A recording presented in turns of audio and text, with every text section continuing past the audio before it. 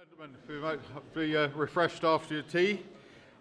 Start again. This is the Room 1000 breakout session.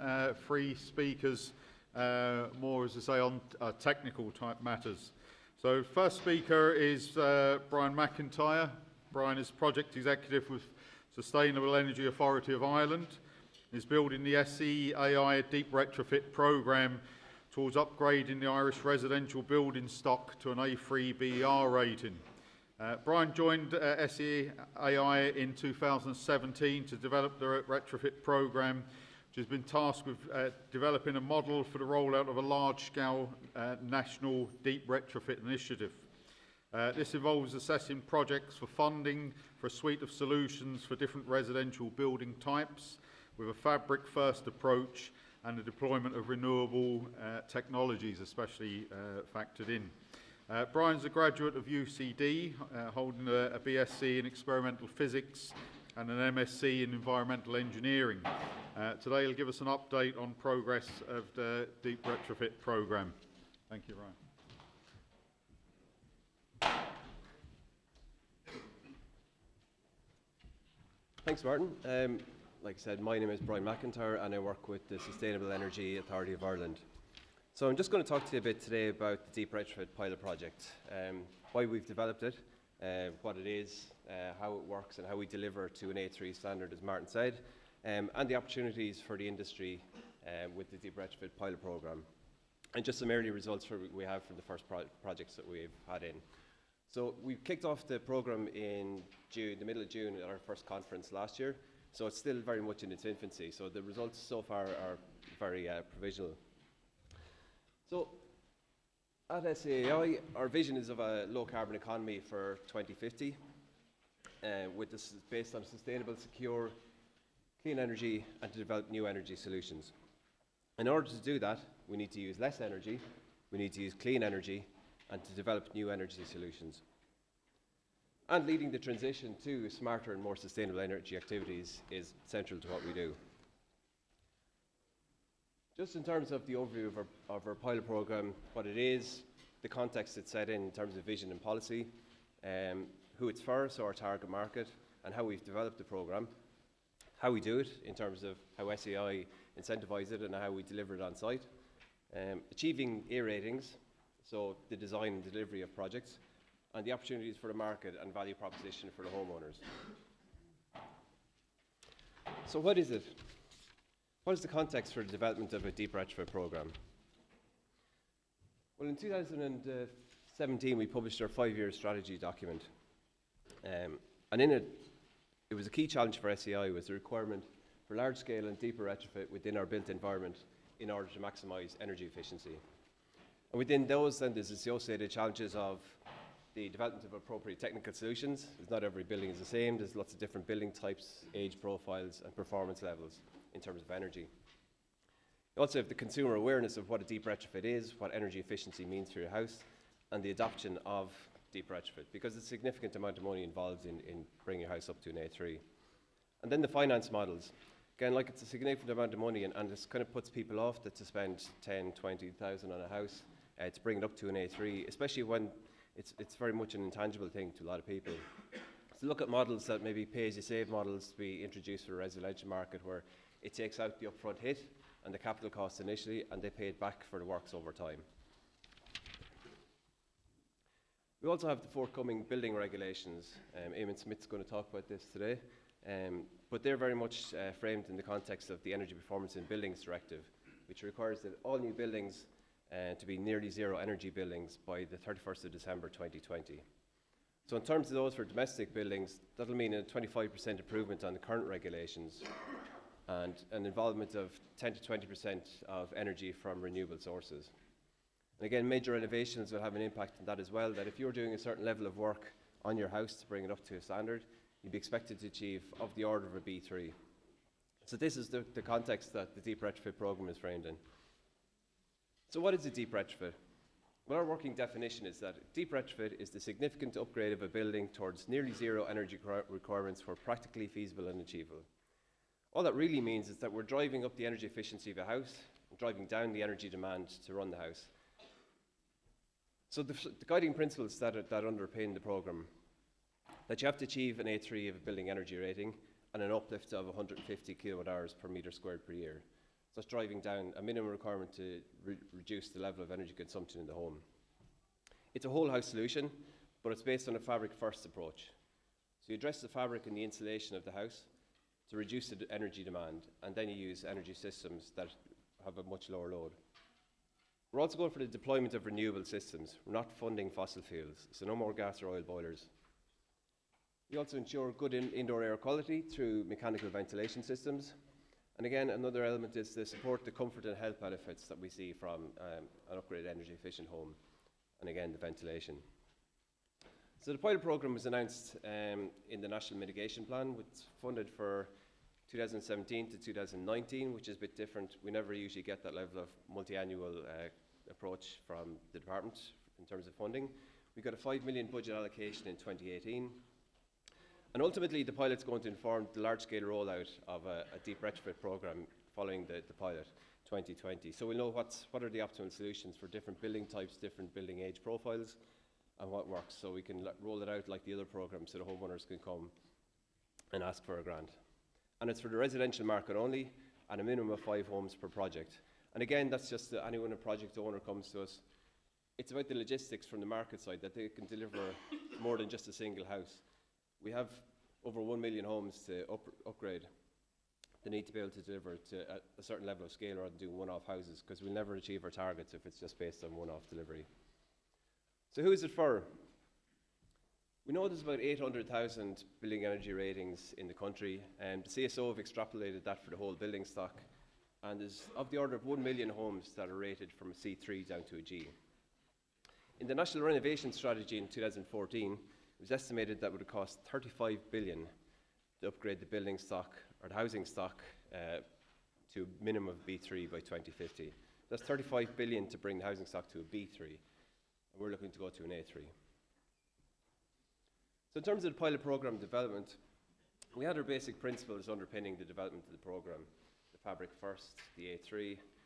Well, we spoke to over 200 different stakeholders in the years since last February or March when we first started the programme. And the kind of the feedback we got from different stakeholder engagement in terms of policy, it kind of concurred with where we're going in terms of fabric first approach and renewables only. We spoke with influencers internationally, and they looked at the Bonfield review of deep retrofits in England. And they said actually the SR54 document, the code of practice that the SEAI produced for the energy efficiency upgrades, is pretty good basis for standards and specifications and quality in Ireland. They also looked at the upskilling for professionals, so architects, QSs, engineers, in terms of designing for deep retrofits. And the emerging nearly zero energy building standards coming into play in Part L of the building regulations. In terms of supply chain, contractors, the upskilling of contractor working on site, delivering deep retrofits, it's different to standard building practices in terms of what's involved, in terms of external insulation, detailing, thermal bridging, heat pumps. And as well as with the maintenance of contractors on site, a lot of our programs, the higher volume programs with SEAI, the Better Energy Communities, for example, they operate in a window, say, from about April or May up until October. And there's such a high level of work going on then, a lot of times contractors have to let go some of the staff that have been trained up on site, and they don't maintain those people working on site, and there's no substitute for experience. So what we're looking to do is roll the programme around all year round so that people can maintain the staff on site, maintain that skills, training and experience, and improve the quality of what's being delivered. And in terms of the customers then, the homeowners, the trusted advisor, have someone independent there to talk them through the best solution for them and their home. And it just gives them a level of comfort that someone's not just trying to tell them something, they're actually invested in helping them come up with the best solution for their home. And as well, the customer engagement and post-building evaluation, it's about taking the homeowner through the whole process from start to finish. It's about talking through the whole solutions, or the different suite of solutions, what's in it for them, how it'll benefit them, and talking through the benefits, and just basically managing their expectations throughout the delivery of the project. And the post-building evaluation, it's basically a survey after the fact, just to see how they found the process, how they found the works, do they find technologies difficult to use. I suppose it informs the delivery of the projects down the line. And some of the key points we got out of it was that Rick Holland from Innovate UK, who ran the Retrofit for the Future programme, said the retrofit's not rocket science, but it is complicated. And it is when you're talking about a whole house solution, where you're bringing a house potentially from a G up to an A3. It's a whole house solution and everything's integrated, and it's not a piecemeal delivery like we see someone putting wall insulation in or roof insulation in, and it has to work. Brought through the importance as well of pre-works assessment and design. So you're designing for a whole house solution based on an assessment of the property in the first place, and that the approach and delivery of the works is integrated and coordinated. And again, the end-to-end engagement with the homeowner and house occupier in terms of local authorities, just to talk them through it, make sure they've got buy-in from the start. Again, stressing the importance of assessment and design. If you do an assessment beforehand, it informs your appropriate design, and design is critical for delivery of a whole house solution, and that it's integrated for the delivery of the works. Again, when it comes down to technical issues, the thermal bridging design is critical, especially at corners and junctions and edges. And addressing the interfaces between fabric and systems will address the issues around air tightness, as well as designing for use. So if you've got a mechanical ventilation system with heat recovery and you've got filters, you need to design that so the homeowner has access to the filters so they can change them. It's simple things like that. It seems like a very simple thing, but it makes a big difference in terms of the operation, the efficiency of a system. So this is kind of a simplistic representation of a kind of a traditional approach where you're a project manager and he says to the BER assessor, I need the pre-works BER for that house, the installation contractor, I need wall insulation for that house, roof insulation, heating system contractor, put in a new boiler. And it's all they're all operating in their own little silos, and there's no integration between the different disciplines. But in terms of the deep retrofit, when you have to deliver a house to an A3, and there's lots of very different issues, you're going to have different things. The designer will specify one system, the installation contractor said that's not going to work. Can we do it this way? Will it have a knock-on impact on the ventilation contractor and the renewals, the heating, and the BER assessor is involved throughout. So everyone's integrating, working and designing and collaborating initially at the design stage. And you've got the homeowner as well. I mean, it's their home. It's critical that they like it. If you've ever watched Room to Improve, you know how much of an impact it has on a homeowner. And it's like they're going to live in the house for the foreseeable future. So it's important that they've invested, I suppose, mentally and financially in terms of the work that's being done. Again, some critical success factors that we've seen across through our experience and through international best practice, that the design, it is a whole house project. The thermal bridging detail as well, designing for air tightness and provision of adequate ventilation, so controlled ventilation. We're requiring that the ventilation is provided by mechanical ventilation systems rather than being left at natural ventilation, because it can control the mechanical ventilation system and ensure there's an appropriate level of ventilation for homeowners and maintaining indoor air quality and reducing the surface condensation risks. Again, the customer engagement, end-to-end interaction with the homeowner so that they know the different stages of delivery. So how do we do it? How do we do it as an organisation in terms of delivering it? How do contractors in different disciplines, how do they deliver an A3? So from us, we're offering 50% grant. That covers the actual capital works. It's also covering the project management of works, so the management of the actual works on site, but also the design, the architect's designs, the BER assessor's designs in terms of how you deliver an A3. I'll go into that in the next couple of slides. But setting the standard, but setting the bar at A3, and underpinning all the works with the SR54, the NSAI document on the code of practice, and our own code of practice that will flesh out different issues within that for different technologies. And again, about supporting the comfort and the health benefits of a deep retrofit upgrade. We're working with the HSE and other programs to determine the impact of an energy efficiency upgrade on the health of someone with a chronic respiratory disease. And again, about supporting capacity. That's the reason we have delivery of 5 homes per project. It's about building capacity in the market, getting contractors involved, giving them the confidence that they can deliver to an A3. And achieving the A rating, we've dealt with a lot with contractors so far, and one of the issues that they have is, well, I know for a deep retrofit involves external wall insulation, for example, roof insulation, new windows, possibly triple glazed windows, new heating system, heat pumps, mechanical ventilation. And I've done all that. I know someone who can help me with that, but I don't know if I'm going to achieve an A3. It's that confidence in knowing that what I do on site or what I know I can do being translating through to the BER rating at the end of it. The important thing is for a contractor is to engage with a BER assessor. So a professional, could be an architect, could be a QS engineer or just a BER assessor as a certain level of qualification. They'll do the pre-works BER on the house, and they'll essentially design through the deep software a roadmap to delivering A3. So they'll say, this is where your starting point is with your wall insulation, your attic insulation, your windows, your roof, your floor, your heating system efficiency, air tightness level. Say this is where it needs to be to achieve an A3. So essentially they'll specify the level of insulation you need, the types of windows you need, the efficiency of your heating system in order for you to get from where your starting point is to an A3 or an A2 or an A1. Again, your air tightness tester, an air tightness test is required at the start of a project. The air tightness tester will come out, carry out the test, and he'll be able to advise on improvements in terms of air tightness as well. It also allows you to identify the efficiency of the heat pump system that you'll need to install to deliver the A3.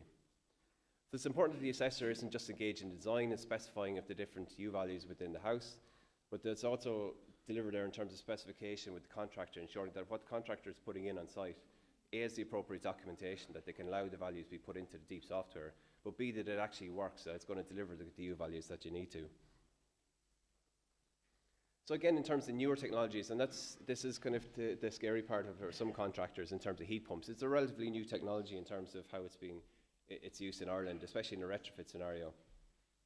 So by having designed your roadmap with the BER assessor in terms of what level of efficiency you need from your heating system to achieve an A3, you then identify the suppliers of a heat pump system and engage and say, I need a heat pump that's 400% efficient for space heating and 210% efficient for water heating.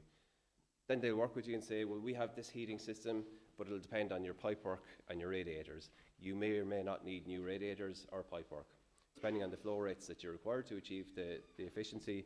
And in terms of radiators, because it's low temperature heating, you'll more often than not require larger radiators, depending on the ones that are there. But again, they're part of the design.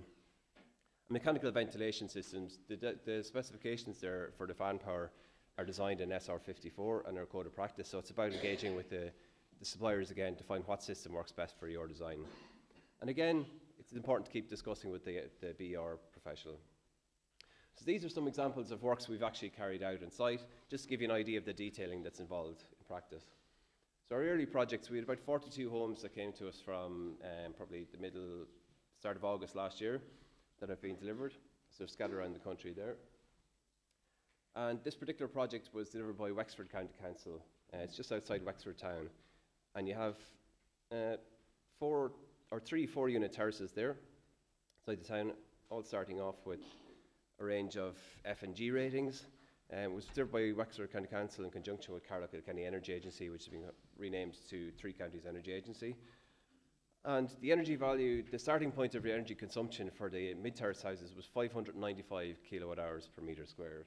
And for the end of the terrace, it was an average of 753 kilowatt hours per metre squared per year. And just to put that into context, a BER rating of an A3 has a consumption of less than 75 kilowatt hours per metre squared. So the houses there, in terms of an A3, were using 8 times more energy than an A3 would for the mid-terrace houses, and 10 times more energy than an A3 would for the mid-terrace houses. So you can see the difference in we'll have to the consumption to bring it up to an A3 in those houses. They were built in the late 60s with cavity wall construction, very little insulation, and poor efficiency oil boilers. So in terms of the works that were being done, the walls were brought from a U value of 0.16 or 0.6 to 0.2 with external insulation. The roof was brought from 0.4 to 0.12 with 400 millimeters of rock wool. Windows came from 3.1 down to actually it changed slightly, it's 0.8 watts per meter square Kelvin. They're triple glazed windows, and the doors also were 0.8. Ventilation system, it's a demand controlled ventilation system. And the heat pump was 530% efficient with fully integrated controls. The air tightness was brought down from 5.1 to less than 4. And it's a 1.7 kilowatt peak output solar PV system on the roof. So in terms of the uplift, this is what your starting point was for the mid-terrace and the end of terrace, just to give you an idea of the scale of the actual reduction in consumption. So in terms of on-site, there's the external insulation going on. Just some details. You can see the fire barrier here on the left-hand side, just separating between the boundary between 2 properties. This is the first layer of it, just called a lamella, so it's like very condensed rock wool or mineral wool. That's the barrier between 2 units, and that's what's required under SR54. And as well, the houses were insulated externally But all the NSAI certificates say that best practice is to reduce the potential for thermal looping in the cavity. So either seal the cavities, but best practice is to pump the cavities. So you can see on the right hand side, you can see the holes at the top of the wall where the cavities are pumped and filled with insulation. Again, in terms of thermal bridging, you can see in the very left, you can see where they removed the soffit, or starting to remove the soffit to bring the roof wall insulation up to the roof insulation. Because if you don't do that, you'll end up like the wall insulation will be like that, the roof insulation will be like that, and you have a big gap there where heat has just been lost out through it, and increases the risk of surface condensation and mold growing in that junction at the corner. So you're essentially trying to bring it up into the soffit to meet the roof insulation.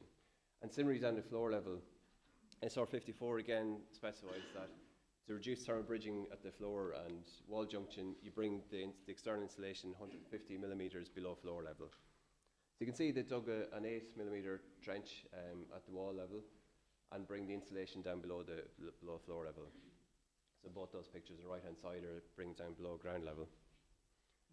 And that's the white piece of insulation there is what's going down below floor level. It's been waterproofed and it's a higher density, so it's more robust. And that's, you can just see it's kind of a broader there.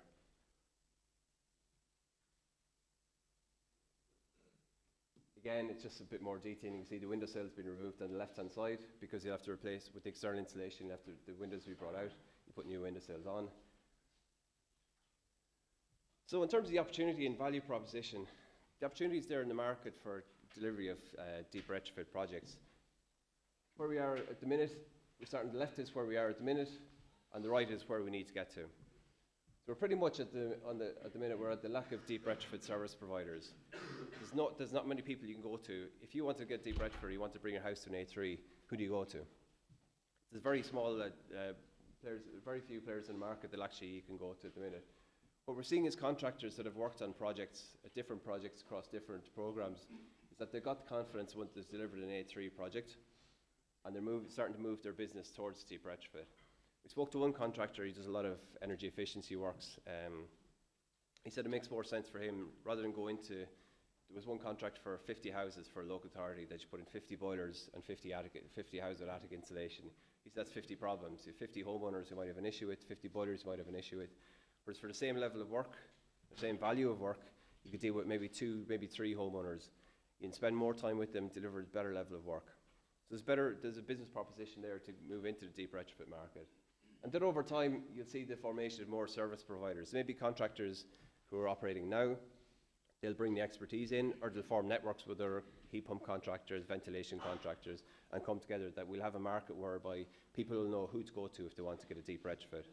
And then ultimately we'll have the uptake of private investment, homeowners investing in deep retrofit projects. In terms of the value proposition of an energy efficiency upgrade, we're always talking about kilowatt hours and savings and payback. The reality is, there's a lot more to it than that. It's a bit more nuanced. The comfort of your home is a big deal for a lot of people. Walking into a home that's not cold, or a home that's warm and comfortable that you actually like being in is a big deal for a lot of people.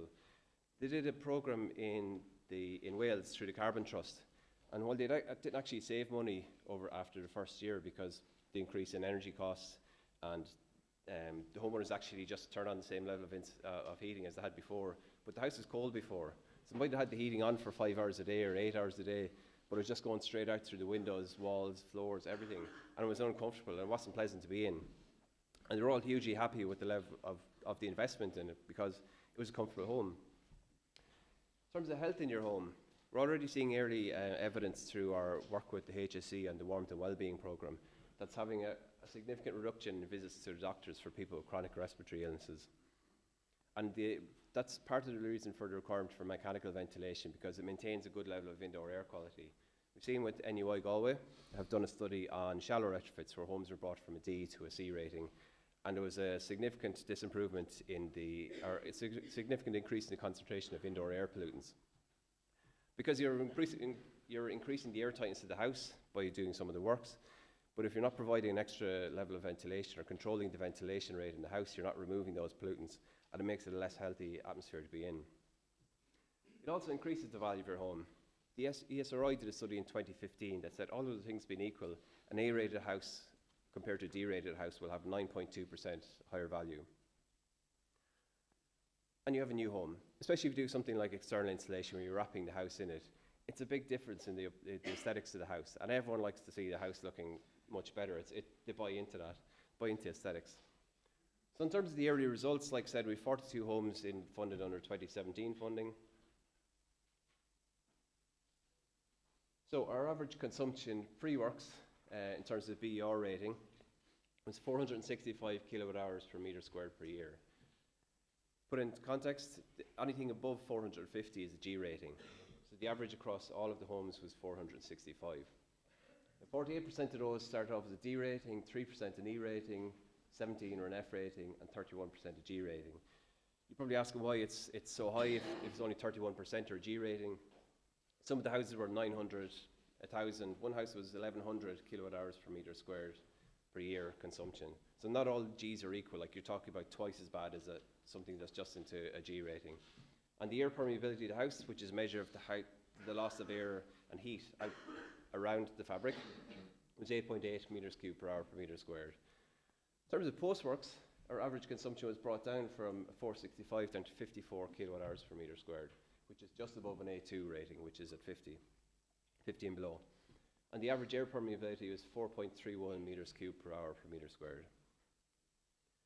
The average uplift then from beginning to end was 416 kilowatt hours per metre squared. And see, that's the improvements of the order of between 220 and from 1122 kilowatt hours per metre squared. That's the improvements, delivered difference you made to the home. The average energy savings then per home were 24,000 kilowatt hours per metre squared per year, with an average savings of 86% on your energy. CO2 savings per home were 6,963 kilograms of CO2 per year. And the average cost of the works per kilowatt hour saved is €1.55. Just to add in, like, it's all very good kind of quantifying things in terms of BER before and after. We've also required that 3 years of monitoring of the electricity or the energy consumption in the house, so we could actually compare the theoretical with the performance of the house. There's going to be issues around that in terms of it could take a year for someone to figure out how to use the heat pump most efficiently in the house. But you should see a trend over time that the energy consumption will drop. But ultimately what we want to see is that the design and performance gap is minimised. So that's why we're bringing in the M&V. Thank you.